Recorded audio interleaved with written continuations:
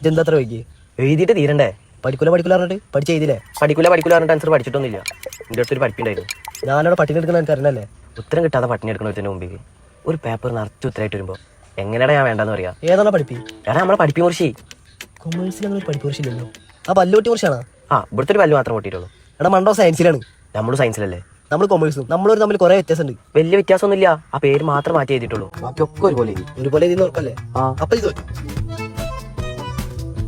നമ്മൾ തോറ്റാലും വേണ്ടില്ല, നമ്മളെ ചങ്ങായിമാരെ കൂടി തോറ്റെന്ന് കേൾക്കുമ്പോൾ വല്ലാത്തൊരു സമാധാനമാണല്ലേ മനസ്സിന്.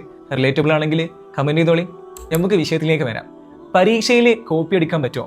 അത് ഹലാലാണോ ഹറാമാണോ? അതിന്റെ വിദ്യ എന്താണ്? എന്നാ കേട്ടോളെ, ഒറ്റ ഉത്തരേ ഉള്ളൂ. ഇറ്റ്സ് ഹറാം ഹറാം ഹറാം. കാരണം എന്താ അറിയോ? വഞ്ചന നടത്തുന്നവൻ നമ്മിൽപ്പെട്ടവനല്ല എന്നാണ് നബി സല്ലല്ലാഹു അലൈഹി വസല്ലം തങ്ങൾ നമ്മെ പഠിപ്പിക്കുന്നത്. അത് കച്ചവടത്തിലായാലും ഏത് ഇടപാടിലായാലും വഞ്ചന ഹറാമാണ്, നിഷിദ്ധമാണ്. പരീക്ഷകളിലും ജോലിക്ക് വേണ്ടി നടത്തപ്പെടുന്ന ടെസ്റ്റുകളിലും വ്യാപകമായി കാണുന്ന കോപ്പിയടി ഒരു ദുഷിച്ച പ്രവണതയാണ്. അതിന്റെ ഫലമായി കഴിവില്ലാത്തവരും അനർഹരായ ആളുകളും നമ്മുടെ നാടിന്റെ നേതൃസ്ഥാനങ്ങളിലേക്ക് എത്താനും സാധ്യതയുണ്ട്. അങ്ങനെ അനർഹമായി നേടിയെടുക്കുന്നതിലൂടെയുള്ള ഒരു വരുമാനവും ഹലാലാവുകയില്ല. അതുകൊണ്ട് കോപ്പി അടിക്കാൻ നിൽക്കണ്ട. ഈ വീഡിയോ കോപ്പിയടി വീരന്മാരായ നിങ്ങളെ ചങ്കുകൾക്കും ചങ്കത്തികൾക്കും ഷെയർ ചെയ്ത് കൊടുത്തോളി. ഇതൊന്നും ആരും ഇങ്ങനെയൊന്നും പറഞ്ഞുതരില്ല കേട്ടോ. നിങ്ങൾക്ക് പറഞ്ഞുതരാൻ ഞാൻ മാത്രമേ ഉള്ളൂ. അതുകൊണ്ട് പേജ് ഒന്ന് ഫോളോ ചെയ്ത് വെച്ചോളി, മറക്കണ്ട. എന്നാൽ ശരി, ബാക്കി നാളെ പറയാം.